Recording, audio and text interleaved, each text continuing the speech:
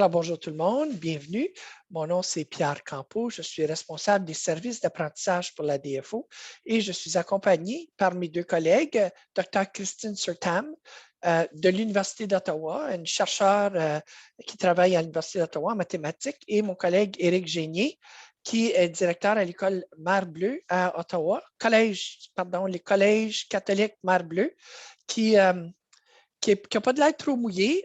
Éric est sorti pour la 4e fois en 4 jours dehors parce qu'à cause d'une alarme à feu à son école. Alors, il s'amuse.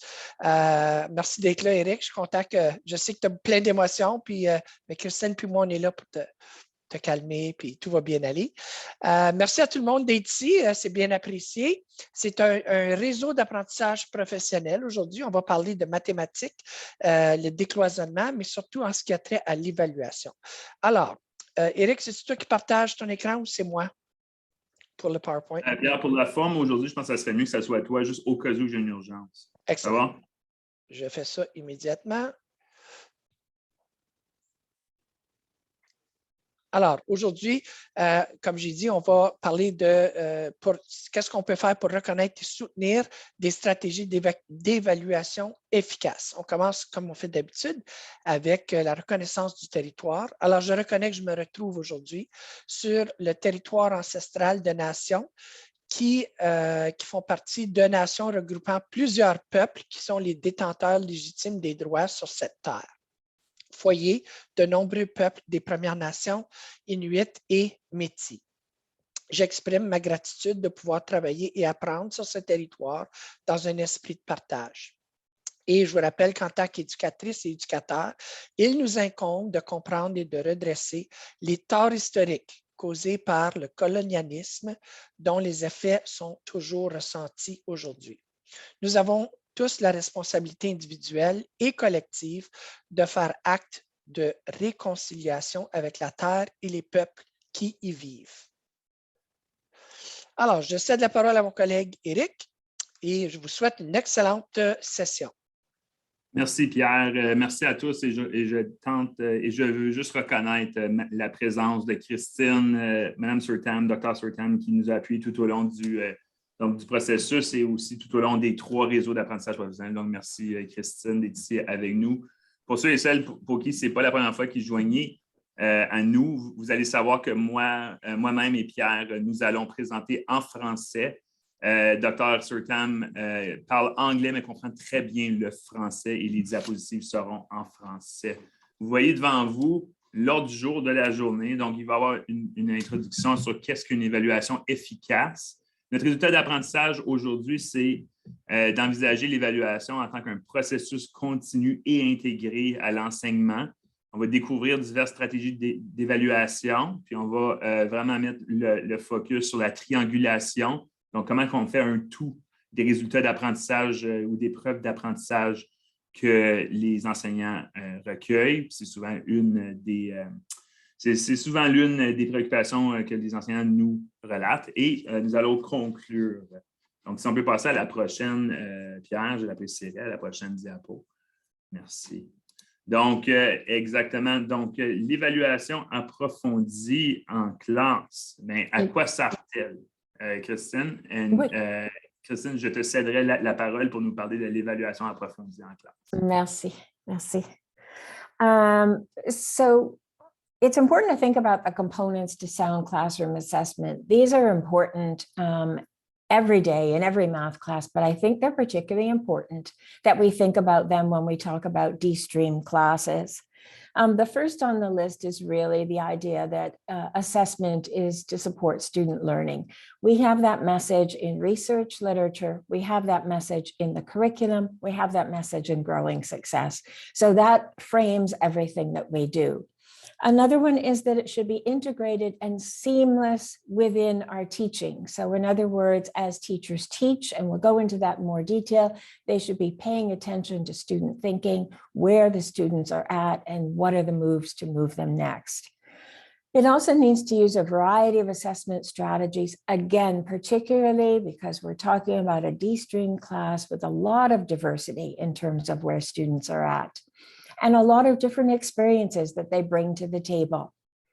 Another is that it needs to be aligned with the curriculum. So we should be assessing the curriculum. So not what we feel as teachers, what teachers feel should be assessed. It actually is the curriculum, not just what EQAO assesses, but all of it. And it should be actually aligned with instruction. So if teachers are doing instruction in a collaborative group, somehow assessment has to take that into account. We can't then just separate students and put them in rows. It should focusing on the meaningful mathematics, not just on the math that is easy to assess, because quite often the math that's easy to assess are low-level skills. So teachers need to think about creative ways to actually assess what's most important. And we need to include students in the assessment process. And you'll see that throughout the presentation. So on the next slide, this is just a reminder. I think everybody knows about this kind of thinking, assessment. The purpose of assessment is to improve student learning, that we think about formative and summative assessment, that basically we can think about formative assessment as assessment for learning and assessment as learning. And we think about summative assessment as assessment of learning. This is a simplified way to think about it. But I think that should kind of be pretty evident to most teachers as to what assessment is all about. So again, the important point is that assessment is really to improve student learning.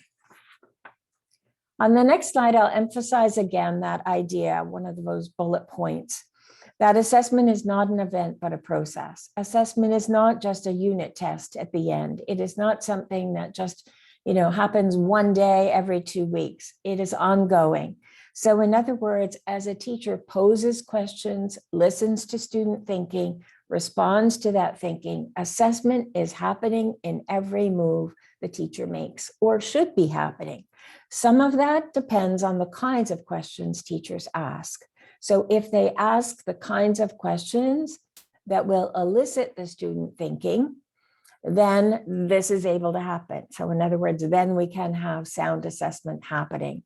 If they're only asking questions, and I don't mean math questions, I mean questions in the midst of a discussion that are low-level questions, then it's actually hard to get that student thinking on the table. So it really is assessment occurring as the teacher prompts and probes the student thinking and pays attention to that thinking to inform their next steps. On the next slide, you'll see some examples, and this is based on quite a bit of the research I've done working with teachers, looking at transcripts of teacher discussions with students, discussions that teachers have as students are working in small groups and the teacher is listening in, prompting and probing. But these are the kinds of things. So maybe the teacher is asking them to maybe seek an alternate method without the teacher supplying that method. Or maybe the teacher is suggesting that the student looks again at their work or makes a statement to encourage their thinking or poses a new challenge or asks them to explain their thinking or later promote student interaction. So could you explain to Julianne what you did there? So in other words, perhaps that's in a group interaction where they see that Julianne is not participating and it's to pull that other student in. I think one of my favorite questions is, why does that make sense? I think that that's a wonderful question. I often think that brand new teachers should get that kind of tattooed on their arm right there, so that when they're walking around and they're stuck for a good question, why does that make sense? That's such a great question that you can almost use anywhere. And so these are the kinds of questions that happen in a whole class discussion, in a small group discussion, or when the teacher's working one-on-one. Many of the math teachers at the secondary level know the work of Peter Liljedahl and the students working on whiteboards or vertical non-permanent surfaces. And his work also talks about teachers asking these kinds of questions to probe students' thinking. So many of our secondary teachers are somewhat familiar with that. But I often encourage new teachers in particular, when they're developing a lesson, think about the questions that you are going to ask, write them down, because for new teachers, they don't always come right away.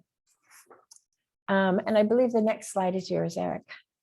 Oui, absolument. Merci, Christine. Puis, Donc, ce qu'on a devant nous ici, c'est un rappel, mais aussi, je vous invite, vous, avec vos lunettes de direction d'école, c'est un peu aussi ce que vous devriez observer en salle de classe ou au moins lors de conversations avec vos enseignants.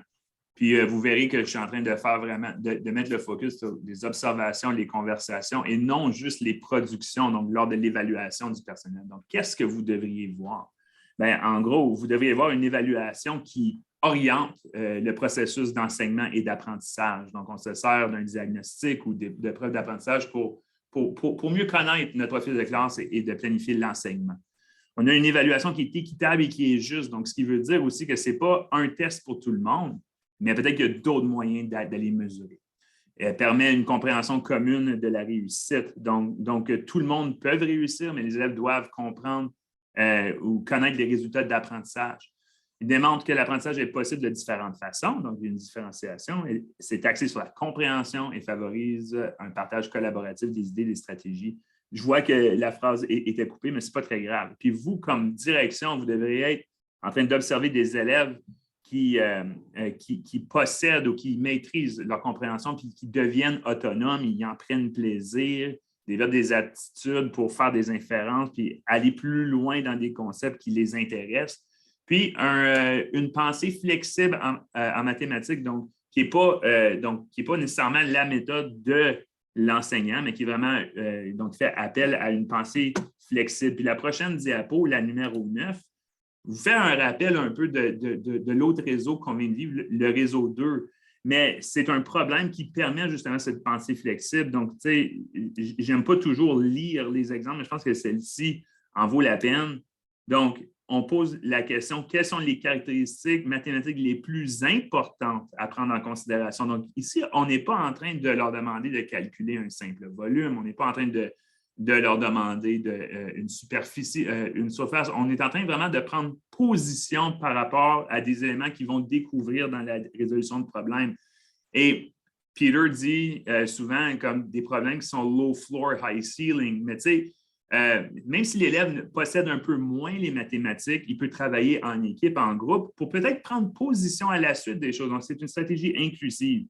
Donc, vous voyez la tâche. Donc, le fabricant organise un concours, puis il faut trouver un design, puis il faut vraiment comme prendre position donc, par rapport à un modèle qui convient pour recommander à une entreprise. Donc, vous voyez, il y a aussi des liens à faire avec la vie courante, la littératie financière. Donc, c'est vraiment un problème qui vient chercher plusieurs concepts et aussi permet de faire de la spirale pendant l'année. Puis, c'est par le biais de ce type de problème-ci que vos enseignants peuvent accumuler des preuves d'apprentissage et que vos élèves peuvent démontrer leur apprentissage.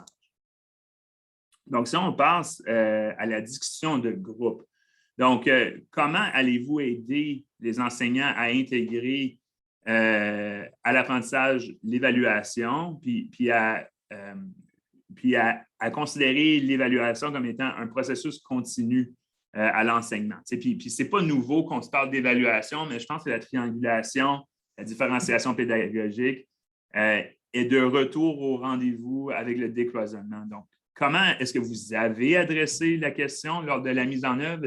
Qu'est-ce que vous entendez? Est-ce que vous avez des questions?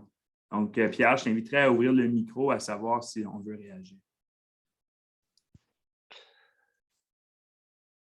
J'ai arrêté le partage pour laisser les gens. Je vous rappelle, c'est un réseau d'apprentissage professionnel. On a besoin de votre participation.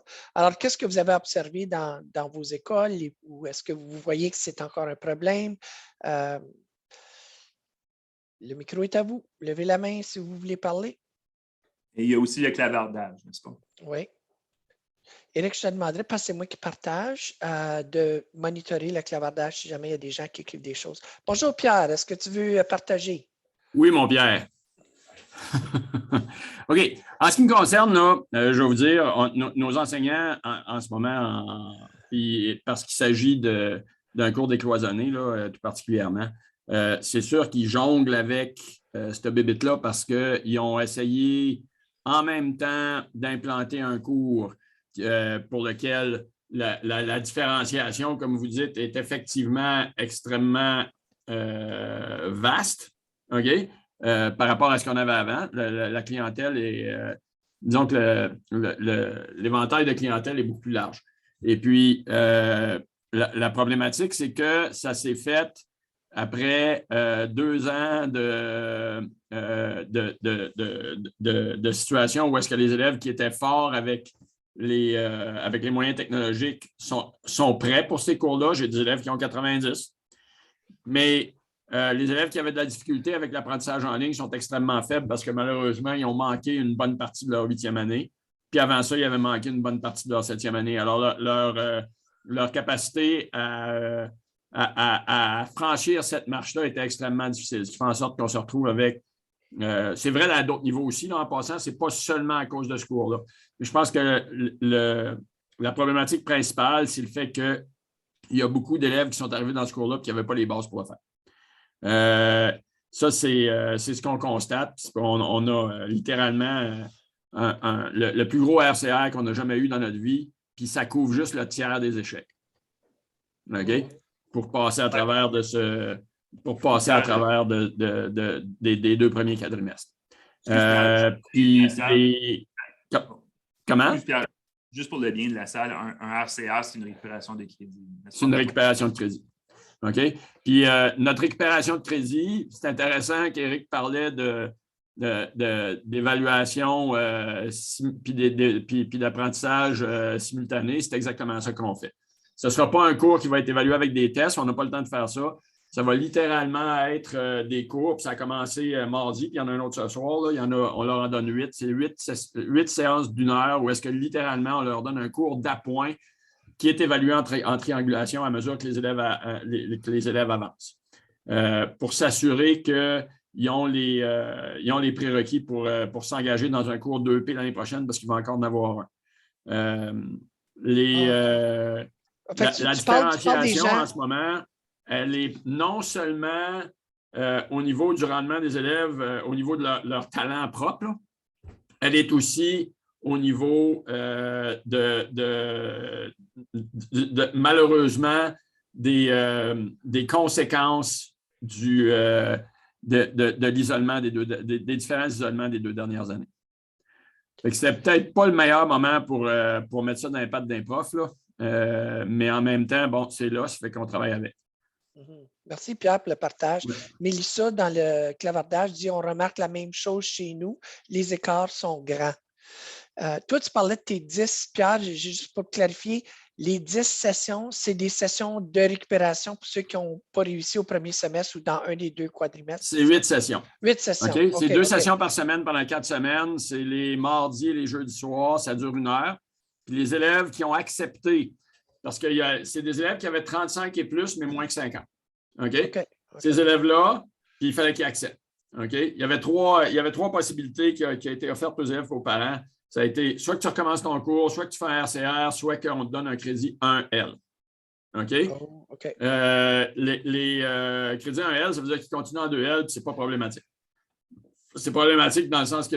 Mais il y a des élèves là-dedans qui avaient été mal orientés dans les procès, puis ils auraient peut-être dû faire un 1L, de toute façon. Il n'y en a pas beaucoup qui ont choisi cette option-là. Ce que j'ai, c'est plusieurs élèves qui ont choisi de refaire le cours, ou bien des RCR. J'ai 10 élèves actuellement, puis je veux dire, pour un semestre, c'est beaucoup, là. J'ai 10 élèves actuellement qui ont choisi de faire le RCR et puis qui prennent ces 8 cours-là et puis qui sont évalués en cours de travail pendant la période et jusqu'à la fin de la période. Puis il va y avoir une recommandation de l'enseignant à la fin à savoir s'ils sont capables de franchir. Puis ce qu'on va leur donner, c'est, étant donné que ça vous donne juste une note de passage, l'année prochaine, c'est 2P. C'est ça qui est entendu avec eux autres. Puis Pierre, je suis curieux, est-ce que tu as des enseignants qui ont enseigné comme aux premiers 2 quadrimestres, je pense que c'était des quadrimestres, les 2 premiers, mais qui continuent, qui ont encore un cours présentement? Est-ce qu'ils abordent le sujet ou la matière ou la façon qu'ils enseignent de façon différente? Ou tu sais? Laisse-moi juste, je vais pouvoir te dire ça si je réussis à trouver ma dotation. Là. OK. Je pense que oui. Bouge pas. Pendant qu'ils regardent, est-ce qu'il y a quelqu'un d'autre qui voudrait partager comment ça va? Puis vous faire allumer vos caméras, c'est toujours plaisant de vous voir en province. Merci Isabelle puis Mohamed. Pendant que le monde réfléchisse, moi, je trouve ça bien que Pierre il amène déjà sa réflexion puis son équipe. Je pense que c'est notre rôle comme direction à savoir comment est-ce qu'on va appuyer la transition de nos élèves vers la 10e année. Parce que le cours d'appliqué théorique existe encore. Donc, j'aime qu'on est en train d'y réfléchir. Donc, merci Pierre. Ouais, ben, j'imagine que dans 2 ans, ça risque d'être différent, là, mais là, peut-être que les conséquences peut-être que les conséquences des isolements seront moins importantes, là, tu sais. Non, c'est pas ça. C'est intéressant que Pierre apporte cet élément-là. Je n'avais jamais réfléchi, mais pensez-vous que ça aurait été différent s'il n'y avait pas eu la pandémie puis l'enseignement en ligne? Pensez-vous qu'on aurait été plus près ou que les élèves auraient été mieux préparés au décloisonnement?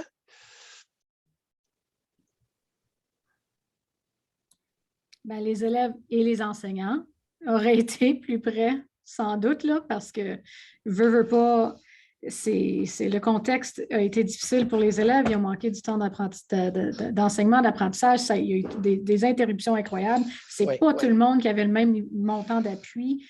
En mars 2020, les écarts aussi entre différents types d'élèves, différentes populations, différentes situations familiales. L'écart qui a été créé dans ces 3-4 mois-là initialement a été énorme. Puis c'est du rattrapage depuis ce temps-là. Puis ensuite, les enseignants, avec tous les protocoles COVID, etc., et tous les restes qu'il y avait à gérer, en plus d'être obligé d'apprivoiser un nouveau curriculum un petit peu sur le pif. Ça, pour l'enseignant, quand on ne maîtrise pas nécessairement la spirale et puis l'intégration, la différenciation qui est nécessaire pour ça, c'est très difficile comme enseignant ensuite d'aller être capable de rejoindre toutes nos populations. Même les élèves, même les enseignants les plus bien intentionnés là, qui veulent, ça a été difficile. Fait que sans doute que c'est une mise en œuvre un petit peu plus smooth aurait été à souhaiter définitivement. Oui. C'est un bon point, ça, Chantal. Puis, tu sais, je pense aux nouvelles façons, je pense à la façon d'enseigner, tu sais, les faire travailler en équipe, tout ça, c'était très difficile avec les protocoles. Tu sais, il fallait quasiment retourner en rang d'oignon, pas le droit de se parler, pas le droit de se mettre, tu sais, garder notre distance, tout ça. Ça venait mettre les bâtons dans les roues un peu dans les techniques qu'on a, tu sais, pour maximiser l'apprentissage. C'est juste le fait de pouvoir se lever avec les tableaux blancs autour de la classe. On les mettait en petits groupes au tableau blanc. Hey, c'était de l'action, puis let's go, on bouge, on pense à voix haute. Non, on s'assoit au pupitre, on est sur le Chromebook. Partagez-vous pas des crayons. Oui, absolument. C'était pas pareil. Oui. Bon, nous, on y revient, là, heureusement, à ces pratiques-là, parce que heureusement, ils nous ont dit que les masques étaient plus importants que le lavage des mains, ça fait qu'on partage un peu plus. Mais, OK, tu voulais savoir, là, tantôt, tous mes enseignants qui enseignent ce semestre-ci ont déjà enseigné le cours au moins une fois.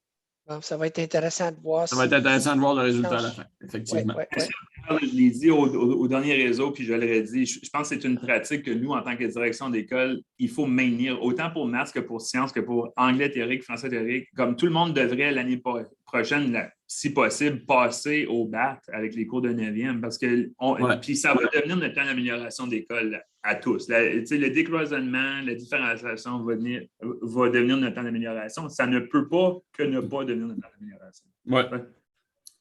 Ben, c'est déjà, nous, on a un palier numératie là, avec pensée critique créative là, qui est distinct. Puis on va travailler directement là-dessus. Puis ça va être un programme pour le moment qui est 7-9 parce que le décloisonnement en 9e, il est supposé être continu avec les changements de curriculum qu'il y a eu en 7-8 depuis les années passées. Là. Ça fait que cette année, on a formé notre monde en codage et puis on s'attend à ce qu'ils prennent le bâton là, pour ce qui est du codage puis pour ce qui est des autres aspects qui sont différents dans ce cours-là.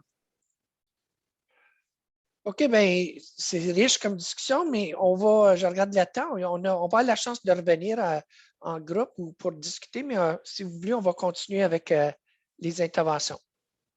On va vraiment parler d'évaluation. So we were talking about assessment being embedded in instruction. Another aspect of, of assessment, and I think that this will also help to address some of what we were discussing, is the idea of using a variety of assessment strategies. And, just building on the discussion, I think what's really important is we've all been through a lot. We've been through, the students have had gaps, the teachers have had gaps. They've had to pick up new learning about a new curriculum, and the grade 7 and 8 teachers had new curriculum. There's a lot of gaps going on. But really what we need to think about is focusing on where the student is and moving them forward. The same way as principals, one would focus on where your teacher is and help to move them forward. We can't expect, and you don't expect all teachers to hit the same pedagogical strategies. What you do try to do as a director is to take the teacher from where they are and to help to move their practice. And I think if we can emphasize that with our teachers, to pay attention to where the student is and help to move that, then they're successful. I think all too often we're all trying to hit a very specific target, and we can only do what we can do. So back to this idea of using a variety of assessment strategies is to recognize that students demonstrate their learning in a variety of ways. And I think that we all know that, right? That they respond very differently. You get a lot more out of having a conversation with some students than you might get on a written piece of paper. But also it provides multiple opportunities for students to show what they know and can do. So in other words, if they kind of are not able to demonstrate that in one opportunity, then they might be able to demonstrate that in another. But for me, because my focus is on math, the third one is the one that I think we often overlook. That actually mathematics, if we look at the curriculum expectations and if we look at the verbs, students are asked to calculate, explain, create, describe, demonstrate, graph, compare, investigate. Those are the kinds of actions that we should be seeing happening in classrooms. And those actions cannot be assessed with one assessment tool. I claim that you cannot assess this curriculum with just a paper and pencil test. And even EQIO admits that, and they say that they're only able to assess some of the curriculum expectations because many of them are not suited to a paper and pencil test. So really, in order to get a true understanding of students' understanding of this curriculum, we need to be seeing a variety of assessment strategies because the curriculum cannot be assessed with just paper and pencil tests. So on the next slide,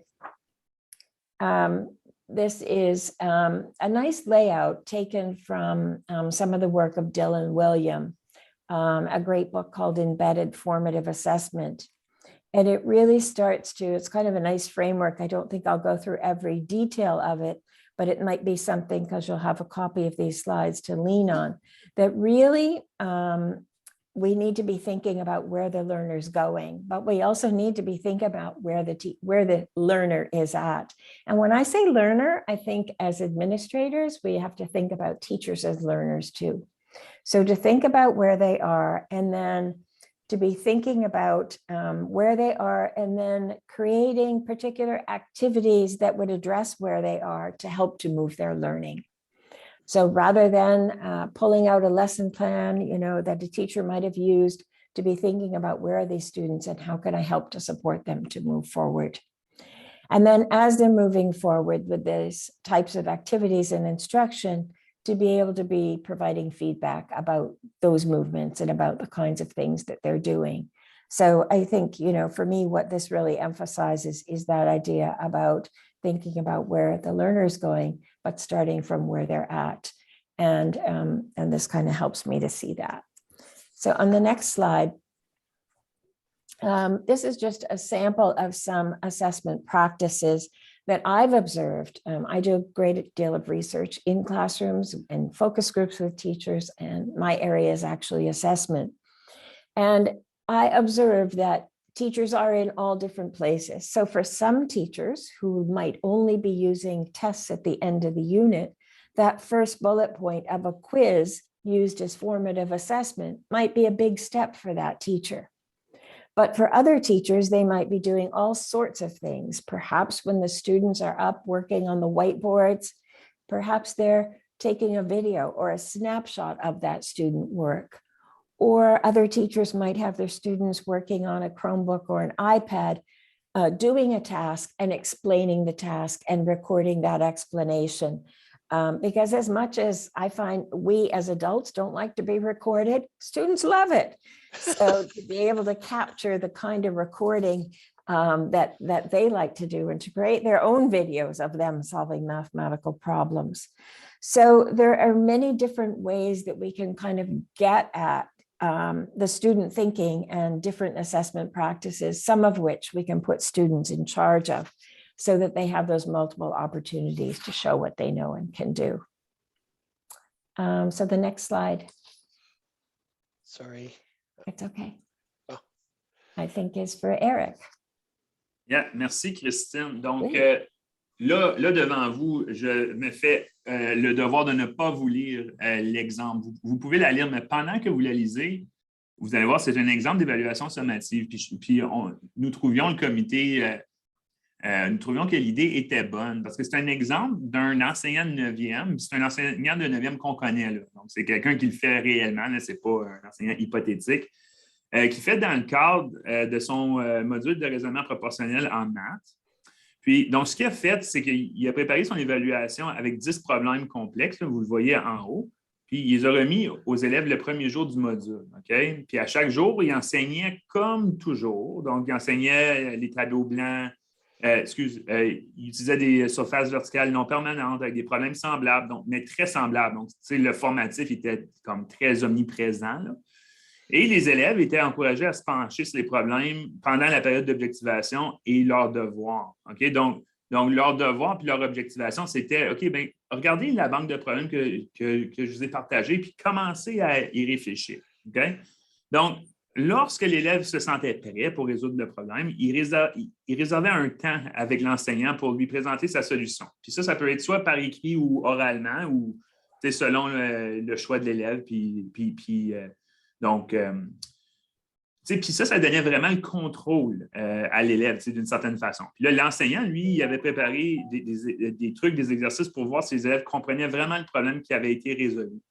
Puis, donc, les élèves, ils ont vraiment aimé pouvoir choisir quand présenter leur solution et aussi comme pour voir si, puis passer du temps pour savoir s'ils comprenaient bien. Fait qu'il y avait beaucoup de chances de se préparer. Donc, ce n'était pas un test, une journée, tu as étudié, puis tu y vas. Tu connais le résultat d'apprentissage, ça, c'est ta banque de problèmes, puis tout au long du cours, on se prépare. Puis toi, de ton propre chef, ton autorégulation te dit, ben moi, je suis prêt à rencontrer l'enseignant. Puis l'enseignant, lui, il a eu plus l'impression de pouvoir suivre ses élèves tout au long de leur processus. Puis, c'était moins, comme c'est sûr qu'au niveau de la gestion, ça a dû être un peu plus complexe que d'administrer un examen, mais en même temps, l'apprentissage a été beaucoup plus riche selon l'enseignant. Donc, c'est une stratégie qu'on a trouvée fort intéressante. Puis, en ce qui se passe à la prochaine, c'est un exemple d'évaluation formative. Donc, vous la voyez devant vous, encore une fois, je ne vais pas vous la lire, mais c'est encore un exemple réel de ce qu'un enseignant a fait dans un quadrimestre dans le cours de mathématiques 9e. Donc, l'enseignante a instauré le test de pratique, donc un test de pratique pour le module qu'elle a divisé en 5 sections. Donc, les élèves ont fait le test, puis le lendemain, à la remise de leurs résultats, la prof allait diviser la classe en 5 stations qui correspondaient aux différentes sections du test. Okay? Puis là, les élèves pouvaient choisir la station qu'ils voulaient travailler, donc selon leur choix, voir des solutions ou faire d'autres tests pour améliorer leurs compétences. Okay? Donc, c'était vraiment le choix d'élèves encore qui fait appel à l'autorégulation. Puis là, dans ce cours-là, le personnel de ressources puis aussi les éducateurs étaient présents, donc pour permettre de la différenciation pédagogique, pour appuyer les élèves ayant des besoins particuliers. Mais pendant ce temps-là, l'ensemble des enseignants pouvaient répondre aux problématiques ou aux questions des élèves en petits groupes. Puis là, avant que vous me dites que là, ils ont été chanceux, cette journée-là, il y avait tout leur personnel. Je vous devance, absolument, ils étaient bien chanceux. Puis, savez-vous quoi? Ils n'ont même pas eu d'alarme à feu cette journée-là. Oh, mais c'est une belle pratique qu'on a décidé de vous recenser. Donc, Là, si on Éric, parle, veux-tu vérifier donc le clavardage? Je vois qu'il y a 6 commentaires, mais moi, Oh. j'ai peur que si je vais dans le clavardage, ça va affecter mon partage d'écran. oui. Donc, I was watching it. Yeah, Oh, OK, Oh. good. that's great. on remarque la même chose chez nous. Est-ce que je peux accès à la présentation? Le monde voulait les accès. Christine a dit elle va l'envoyer à tout le monde. It will be sent out to all participants. Pierre. Oui, on fait ça automatiquement. Demain, vous allez le. En fait, je vais peut-être mettre le lien dans le clavardage, donc vous allez le recevoir là, avant que vous quittiez. Donc, bref, de ce qu'on veut vous envoyer avec la réflexion en groupe, c'est que je pense que tout le monde autour de la table ici, parce que je vous vois, vous connaissez, vous savez ce qu'on devrait voir en salle de classe, vous savez qu'on devrait avoir des pratiques évaluatives variées, mais parfois, on ne le voit pas. Moi, personnellement, à Mer Bleue, je commence à en avoir de plus en plus, ce qui m'encourage. Donc, comment est-ce que vous vivez ça chez vous, puis quelles sont vos questions, quelles sont vos principales préoccupations?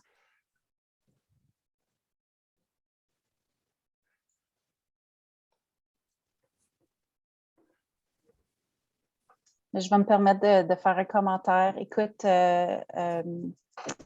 chez nous, je trouve qu'en tout cas, on a besoin d'énormément de bâtir la capacité de nos enseignants. Je ne vois pas énormément de variété de stratégies. Je vois encore beaucoup de... Malheureusement, on est encore assis dans les rangs d'oignons chez nous. Donc, ici, c'est avec l'appui du chargé de programme avec lequel on tente d'apporter des suggestions, quoi que ce soit, mais on s'entend avec ce qu'on est en train de vivre tout de suite. Les capacités de s'asseoir et d'être capable de gérer tout ça ne sont pas extrêmement nombreuses. Donc, je dois dire, c'est pas super beau dans mon coin tout de suite, mais j'apprécie ce qui est présenté. Je dois être honnête. On apprécie ton honnêteté. On est ici pour s'appuyer et se dire les vraies choses. Et tu sais, Mélanie, des fois, ça prend du temps pour que les messages se rendent à Sudbury. Oh boy. Justement. On agace juste ceux qu'on aime, hein? C'est ça qu'on dit. Je viens de mettre le lien, là, si vous pourriez l'essayer, je m'assurer qu'il fonctionne bien. Là. Oui, il marche bien, il est OK. déjà ouvert sur mon ordinateur. Excellent, Puis, merci. tout est là, on peut l'enregistrer. Est-ce qu'il y a d'autres commentaires par Écoutez, rapport à ça? Moi, si vous voulez, parce que Mélanie a l'air de dire que chez elle, elle a beaucoup de travail à faire au niveau de bâtir. Moi, mon problème, ce n'est pas un problème de capacité. Mon problème, c'est un problème d'enseignants qui ont un certain standard de rendement et qui ont énormément de difficultés à accepter qu'ils entrent dans un cours où est-ce qu'ils ne sont pas capables d'offrir la même performance aux élèves que l'année passée. C'est dur pour eux autres. C'est dur parce que dans leur tête, l'élève doit être prêt pour la 10e année, l'élève doit être prêt pour la 11e année, l'élève doit être prêt pour la 12e année, puis éventuellement être prêt pour l'université. Dans leur tête, la tendance, c'est pourquoi je suis obligé de réinventer la roue encore une fois quand j'avais un système qui fonctionne. Et puis, je dois dire, je ne suis pas dans une école où j'ai des problèmes de différenciation, mes enseignants en font. Je ne suis pas dans une école où est-ce que je n'ai pas une variété, où je n'avais pas une variété d'évaluation. J'avais une variété d'évaluation. La triangulation existait, elle existe encore. Par contre, j'ai des enseignants qui ont tendance, ils regardent le curriculum de cette année et ils se disent, OK, il y a ça, mais s'il y a des choses qui ont été retirées, puis ces choses-là, si je ne leur enseigne pas, l'année prochaine, en 10e année, ils vont avoir le même curriculum et ils vont se casser les dents. OK, ça fait qu'ils ajoutent. OK. Wow. OK? Et puis, évidemment, dans les choses qu'ils maîtrisent bien, là, tout ce qui est lié au traitement de données puis au codage, là, ils ont de la misère à se lancer, même si je leur donne des formations, parce qu'ils ont l'impression qu'ils n'auront pas le temps de faire des choses qu'ils pensent qui sont essentielles. Oui, puis lors du dernier rap, là, Christine en avait fait allusion, tu sais, comme souvent, les enseignants vont vouloir, pour toutes les raisons que tu viens d'évoquer, prioriser la vraie mathématique, les mathématiques pures. Mais tu sais, il faut aussi comprendre que, puis je sais que toi, tu le comprends, là, mais il faut aussi comprendre que le nouveau curriculum, il a été développé parce que c'est pour développer des compétences, puis c'est pas. Puis nous autres, notre travail va être entre la 9e et la 10e, parce que le cours de 10 existe encore, mais Christine, tu avais mentionné aussi qu'il y avait en anglais, c'est un addendum to the MFM2P. Puis ça devrait être publié. Donc, ça va être comme un curriculum tremplin ou transition là, entre le cours de 10 et le cours décloisonné. Mais je comprends, c'est que les enseignants, eux autres, pensent toujours avec leur tête préuniversitaire, puis ils ne pensent pas au big picture, mais on ne peut pas non plus leur en tenir rancune. Ils ne connaissent pas le big picture. Ils ne connaissent pas. Ouais. Well, Donc, c'est also, ça the other thing is sometimes those things are put there and they're really important because they won't see them again.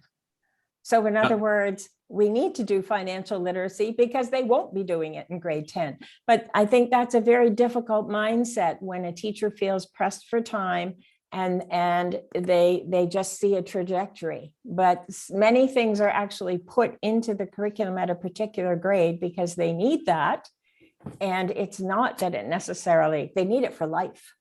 So, you know, part of the thinking around coding is an extension from what they did from elementary. It wouldn't be surprising. I have no insider information on this, but it wouldn't be surprising, you know, as grade 10, 11, 12 get developed, that we see some coding in that.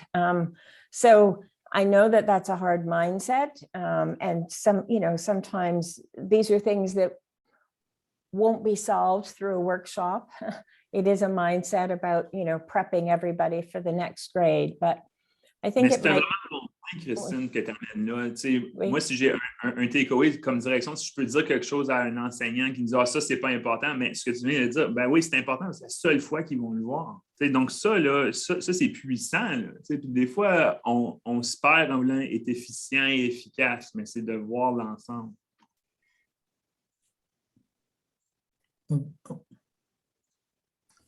Bonjour. Oui, vas-y, Mohamed. Ouais. En fait, pour moi, je suis nouveau directeur. Et puis, ce que j'ai réalisé, c'est que de cloisonnement, les cours, les enseignants, il y a des enseignants, ils se sentent pas à l'aise avec le cours dans le sens où ils sont habitués avec appliqué, théorique, pour eux, c'est un autre monde là. Ils ne savent pas est-ce qu'on prend le livre d'appliqué, est-ce qu'on prend le livre de théorique. Et puis aussi, ce qu'elle a mentionné tout à l'heure, une précédente intervenante, vraiment le niveau des élèves. Il y a beaucoup des écarts entre les élèves. Donc, par exemple, si tu prends un groupe, au lieu de voir d'habitude, on va dire 3 ou 4 niveaux, là peut-être c'est 10 ou voire 8. Donc, c'est frustrant pour les enseignants. Ce que j'ai essayé de faire à travers ce cours, de juste savoir si je peux avoir quelques connaissances, quelques idées, quelques stratégies que je peux apporter à mes enseignants. Et essayer tout, mais aussi la plupart ne sont pas forcément des mathématiciens de base. Ça veut dire, moi, je dois faire beaucoup d'appui, je dois chercher, je suis mathématicien de formation, mais en direction, tu n'as pas tout le temps à être avec les enseignants. C'est pour ça que j'ai assisté à cette présentation. On apprécie ta présence. Merci pour le partage. On continue? Oui, vas-y, Christine. Oui, merci. So we're going to be thinking about, you know, let's assume teachers are collecting a variety of assessment data. I find even then it's, so what do I do with this? How do I put this together? So we're going to talk a little bit about this whole idea of putting this together. Next slide, please. Thank you. So I want to think about the different kinds of ways throughout the years that we've thought about assessment. And maybe some of you can relate, as I do, with once upon a time, there was normative assessment. So in other words, that meant that one student was compared with the others. It might have been what we faced in university, that bell curve, right? There have to be a certain number of A's and B's and C's. So at one point, this is not what we do anymore, students were pitted against one another in assessment. Now we use criterion assessment. So in other words, this is what it looks like to be a level 3. This is the target. And I set the learning goal, I set the success criteria. And at the end of the lesson, we're hoping that students meet that target. Sometimes that can be quite discouraging because they don't all meet that target. And so another way I want to think about it is what I call self-assessment That's a French word that I've never seen before. So I'm hoping that's what that means. Self-referencing is what I really mean it. And if you could just click, I think we've got a pop-up there, Pierre. Thanks, and one more click. Thanks. So this is kind of what I'm talking about. So it's not just that we're always assessing to hit the target. Sometimes we need to assess by considering where was the student before, where is the student now? And to be able to convey that to the student so that they know that there is some success, even if they haven't hit that target. And I think that that really helps us start to think about, I don't mean we throw out criterion reference, but I would suggest we need a combination of those two. And there's a lot of talk in the research literature on assessment about the criterion referenced, but also self-referencing. And I think teachers do this.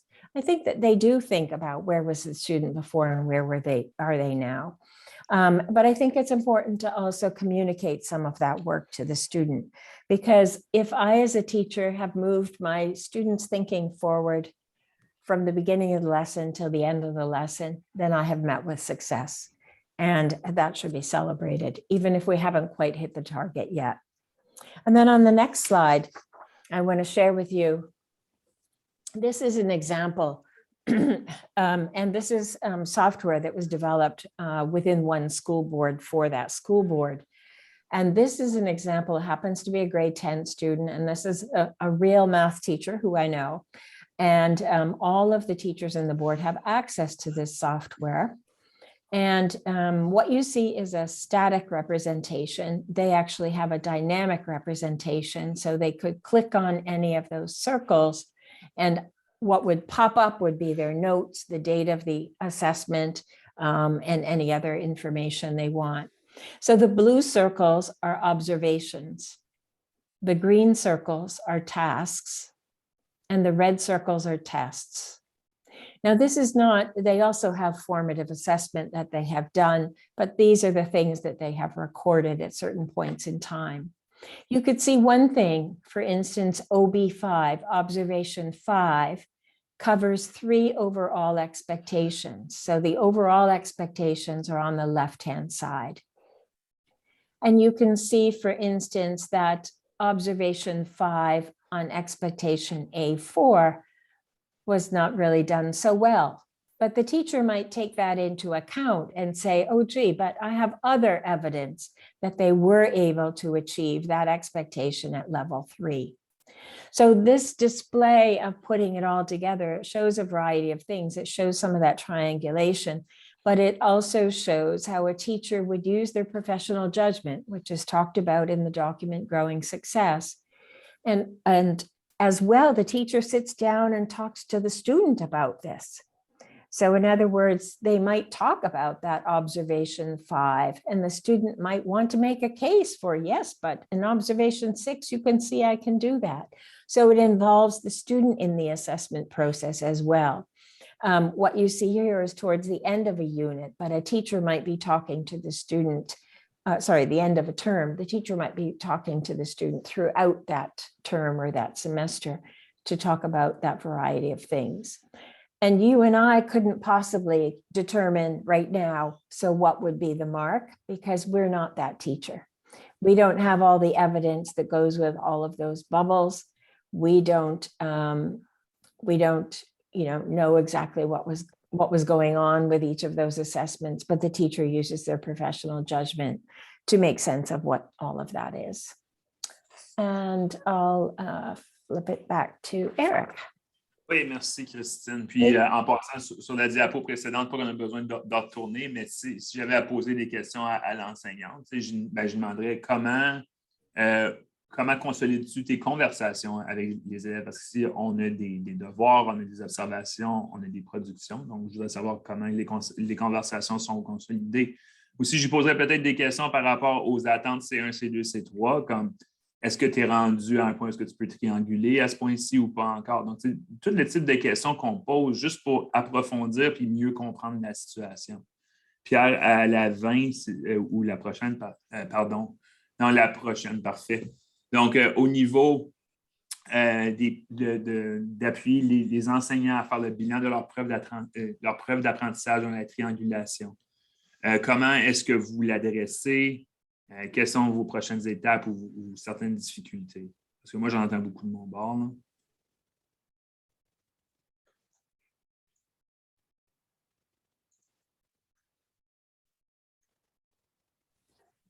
Je vérifie le clavardage. Ah oui, Pierre, vas-y. Pierre Gravel, est-ce que tu voulais parler ou non? Bien, je t'avoue, j'ai une interrogation. Je vais vous lancer une roche. Et puis, je suis un Gravel, je lance des roches, si vous voulez, c'est comme ça. OK. So for you, Christine, I'm a Gravel, so same as gravel, and I throw rocks at people. So there you go. So anyways, the thing is, OK, il faut que je change mon cerveau de langue, excusez. Je regarde, puis je ne dis pas que mes enseignants ne font pas de triangulation, au contraire, ils en font. Mais je regarde le modèle qui est à la diapositive précédente, et puis duquel découle celle sur laquelle on est là. Puis j'essaie de voir, j'ai un curriculum qui, j'ai un échantillon d'élèves qui est beaucoup plus vaste au niveau du rendement. J'ai un cours qui couvre des sujets plus variés qu'avant. Et puis, je m'attends à ce que, à travers tout ça, puis probablement, parce que, excusez-moi, là, mais je vais être aussi malhonnête que je peux par rapport au gouvernement, mais des classes plus nombreuses. OK? Pour la bonne et simple raison que anciennement, une classe de P, j'avais parfois 15, mais des fois moins d'élèves. Maintenant, j'ai des classes qui sont complètement pleines, toutes les classes à 25, des fois plus. OK? Et puis, il faut qu'il gère son temps pour avoir des conversations et puis des échanges verbaux avec ses élèves pour défendre des points de vue de façon régulière, parce qu'il y a tous ces élèves à faire. Il faut qu'il soit égal avec tout le monde. OK? Moi, j'ai rencontré dans ma carrière un enseignant qui évaluait par projet, puis qui évaluait par un homme extraordinaire. OK? Mais il n'y avait pas de femme, il n'y avait pas d'enfant, puis il n'était pas capable d'en avoir parce qu'il passait tout son temps à évaluer. Vous voyez? Je pense qu'à un moment donné, il faut être raisonnable. Il faut comprendre que les enseignants, ils vont faire tout ce qu'ils peuvent jusqu'à ce qu'ils ne perdent pas leur famille. Tu sais. Fait que moi, je pense qu'il faut qu'on puisse leur donner des éléments d'évaluation qui vont permettre de faire ce qu'on veut faire. Mais il faut que ce soit, je vais utiliser un mot qui est très commun, il faut que ce soit pratique. Oui. Christine, do you want to bounce back on that? Sure. I mean, this is an actual teacher that I know, and there are many teachers who actually use this software. It does look like there are a lot of assessments, but you need to understand that some of those assessments are the same. So observation 5 occurs there 4 different times. So each of those circles is not a different assessment. Okay. Right? Many of them are the same. Some of them are used 4 and 5 times. It covers several different expectations. Okay. Yeah, so that's an important thing to know. And you know, I see this as a bit of an ideal. I think that it gives a nice display for people to understand how I collect evidence, how a teacher could collect evidence, how one particular observation or test or task could cover several different expectations. I think all too often we think that they cover one. Yeah. So if you look at that, you can see, that it actually, one task covers 3 or 4 expectations. So that's one thing. So it is a lot. The teacher to sit down with each of their students throughout the term, they maybe do it twice, once by midterm and once toward the end to talk through what that looks like. It's a conference when, it's a conversation when other students are working on something else. So I would picture that it's an ideal. It's very different from averaging marks. It actually Absolutely. Corresponds to growing success document where a teacher is able to look at what's most recent. So in other words, that observation 5, where it looked like they were in level 1, they could maybe just scratch that out because they have other evidence that the student can't achieve that. So, it's a challenging thing to look at. I don't think every teacher is there at this point, but it is a sound assessment practice that uses many of the things we just talked about, a variety of assessment strategies, strategies that cover more than one expectation, uses teachers' professional judgment, gives students multiple opportunities, some of those kinds of things. Yeah. All right, thank you. You're welcome. Merci. Pierre, si on peut reprojeter, c'est parce qu'il y a des gens qui quittent pour une prochaine rencontre. Je veux juste qu'on s'assure de pouvoir boucler la rencontre. Donc, parfait. Donc, bien pour la discussion. Donc, je vous inviterai juste à réfléchir à votre prochaine étape. Donc, qu'est-ce que vous pourriez faire lors de vos prochains jours, lors d'une visite de classe? Peut-être que vous voulez faire une visite de monitorage, poser des questions, lors d'une tournée dans l'école. Je ne sais pas si vous parlez à vos élèves de 9e année, à savoir comment ça va, à vos RUA, à vos RDD, si vous en avez, à votre prochaine réunion du personnel et dans votre blog, si vous avez une capsule pédagogique. Donc, pensez à votre prochaine étape parce que le décloisonnement, ce n'est pas juste une affaire de maths 9e, c'est une affaire de l'ensemble. Puis pour nous, c'est notre dernier réseau ensemble. Donc, la 3e rencontre de 3. Donc, Pierre, je te laisse boucler le tout parce que je pense qu'il y a... Ah oui! Et donc, valoriser le raisonnement des élèves, c'est de miser sur celui-ci. C'est le cœur de l'enseignement, de l'apprentissage équitable. Donc, tous les élèves peuvent apprendre les maths. Nous devons valoriser leur façon de penser.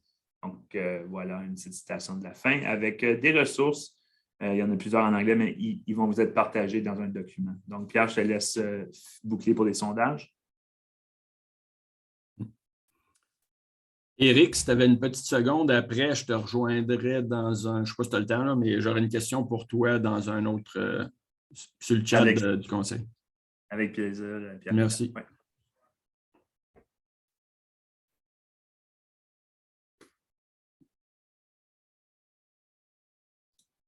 Pierre, si tu nous parles, tu es sur Sourdine. Ben oui, je parlais, puis j'avais tellement dit quelque chose d'intelligent, mais là, je l'ai oublié. Non, je vais aller je vais arrêter de partager, je vais aller dans le clavardage, puis je vais vous mettre le lien vers, il y a 2 évaluations, mais je vous demanderai d'évaluer la conversation qu'on a eue d'aujourd'hui. Je viens de mettre le lien, puis tous ceux qui ont participé dans l'ensemble des sessions qu'on a eues, des webinaires, puis des réseaux d'apprentissage professionnel pour ce projet ici, parce que comme Éric l'a dit, c'est notre dernière rencontre. Je vais vous envoyer, puis si vous pourriez prendre le temps, là, une petite évaluation de l'ensemble du projet qu'on vient de suivre ensemble. Mais je vous remercie beaucoup pour votre participation. Il y en a qui ont été plus silencieux, mais je voyais qu'ils étaient très impliqués avec leurs yeux. Je regarde José, là, José était comme ça, puis Mélanie aussi, puis c'est vraiment apprécié. Puis comme mot de la fin, si on est rendu là, Éric, je te remercie d'avoir pris la relève pour le projet. Au début, on avait quelqu'un d'autre, puis cette personne-là a accédé à un poste de surintendant, fait que nous autres, on veut des directions en poste. Donc, Éric a pris la relève. On est vraiment content que tu sois là. Puis, Christine qui nous a accompagnés tout au long du processus. Quelle chance qu'on a de t'avoir avec nous autres, Christine. On est vraiment appréciatif. It's so great to work with you all. Yes, thank you so much. Merci beaucoup. Alors, si vous pourriez répondre au petit sondage, merci beaucoup. Puis, je vous souhaite une bonne quelques semaines avant la relâche. Puis, profitez-en. J'espère que vous allez respirer un petit peu mieux. Puis, une bonne fin d'année à tout le monde. Puis, on lâche pas. On lâche pas. Merci beaucoup, tout le monde. Merci pour votre participation. Merci à tous.